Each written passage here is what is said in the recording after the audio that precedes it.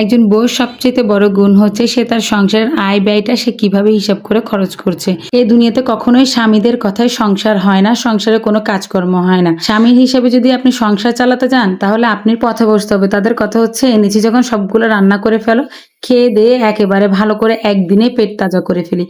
প্রায় 2 কেজি মাংস এনেছিল ঈদের সময়। ঈদ গেছে মনে হয় এখন 2 মাস হবে। তো আমি ওই মাংসগুলাকে প্রায় 4 বার করে রান্না করেছিলাম। আমি আমার প্রতিটা রান্নাকে এত ভালো করে করার চেষ্টা করি যাতে সে কখনো বলতে না পারে ভালো মন্দ খেয়েছি, অনেক দিন হয়ে গেছে। এখানে প্রায় 250 গ্রামের মতো মাংস আমি আলাদা করে রেখেছিলাম যাতে কোনো একদিন ভালো মন্দ খেতে ইচ্ছে করলে যাতে বের করে রান্না করতে পারি। এটা একটু একটু করে গড়ে তোলা আমার সংসার, আর আমার সংসার আমার স্বামী আমার সন্তানকে ঘিরে। তাদের জন্য আমি কখনোই আমার ভালোবাসাটা পরিবর্তন করি না কিংবা দিন দিন কমিয়ে দেওয়ার চেষ্টা করি না।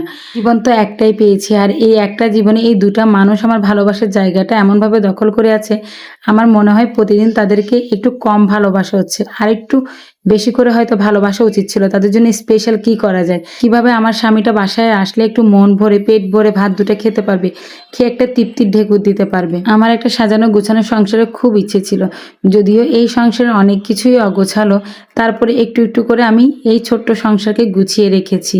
জানি সামর্থ্যের অভাবে হয়তো অনেক কিছু কিনতে পারি না, অনেক কিছু নিতে পারি না ঘরের জন্য, কিন্তু তাতে আমি আনস্যাটিসফাই নয়, আমি যথেষ্ট স্যাটিসফাই। এক জীবনে মানুষ সবকিছু পায় না, এটা আমি মেনে নিয়েছি।